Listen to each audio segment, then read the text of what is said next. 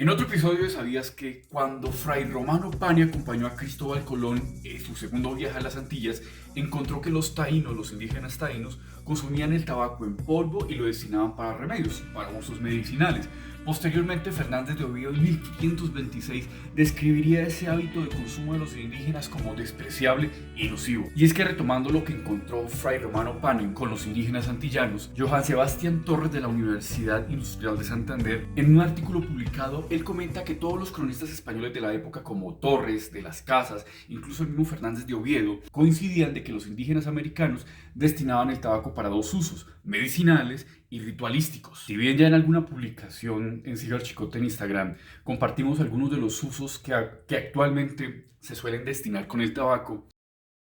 en su libro La tradición insular del tabaco hace un recuento también de algunas de las prácticas con las que los indígenas destinaban el tabaco en aquella época de los siglos XV y XVI.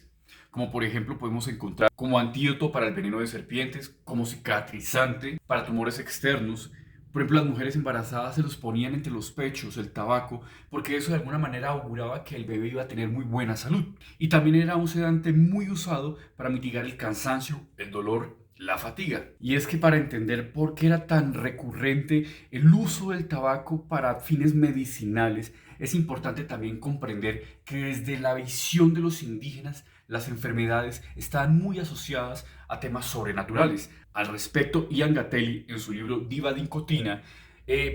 da como dos grandes explicaciones asociadas a esa postura espiritual. Y una de ellas es que las enfermedades para los indígenas prehispánicos obedecía a que había una posesión de espíritus que lo que afectaba finalmente era la salud de la persona poseída. O también otra de las razones que iban ligadas a esa percepción espiritual de la enfermedad era que el cuerpo, cuando abandonaba el espíritu, era porque precisamente entraba a ese plano espiritual, y el tabaco era la forma que conectaba al plano terrenal con el espiritual y de alguna manera llegaba a rescatar y ayudar a esa persona y a su espíritu. Y es que ahí es donde entra la figura del chamán. Y Angatelli comenta que, por ejemplo, los chamanes lo que hacían era prepararse previamente para trabajar con el tabaco y con la salud.